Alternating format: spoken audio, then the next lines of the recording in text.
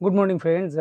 নতুন আরেকটা জিএসটিতে অ্যাডভাইজারি এসছে 20/6/2025 থেকে, অর্থাৎ জুন মাসের 20 তারিখ থেকে অ্যাডভাইজারিটা লাগু হচ্ছে।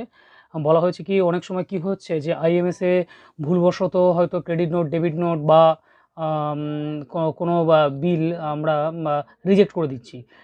ভুলবশতই হয়তো হয়ে যায়, তাহলে তার ক্ষেত্রে কি উপায় আছে? কারণ যখনই ওটা রিজেক্ট করে দেবো, সেটা তাহলে ক্রেডিট আমরা কিছু পাবো না। তাহলে সেই ক্ষেত্রে আইএমএসের ওই রকম কোনো সমস্যা হলে আপনার যে সাপ্লায়ার আছে, অর্থাৎ যার কাছ থেকে আপনি মাল কিনেছেন, তাকে আপনি জিনিসটা আবার জানান। তিনি তার নেক্সট মান্থের ওয়ানেতে দেখিয়ে যে জিএসটি ওয়ান রিটার্নে দেখিয়ে দেবেন, অথবা মে মাসের যদি তিনি এখনও 3B ফাইল না করে থাকেন, তাহলে মে মাসের যে জিএসটিআর 1A আছে ওইখানে দেখিয়ে দিতে হবে। কিন্তু মানে বলা হয়েছে যেটা, যে কোনো রকম যেন কোনো চেঞ্জেস কিছু না হয়, যা অ্যামাউন্ট বা যা কিছু একদম same to same as it is করতে হবে, তবেই কিন্তু সেটা আপনি সেই ক্রেডিটটা আবার পাবেন। তাই এটা একটুখানি খেয়াল রাখুন, খুব সাবধানে আইএমএসের অ্যাকসেপ্ট, রিজেক্ট, পেন্ডিং এগুলো করুন।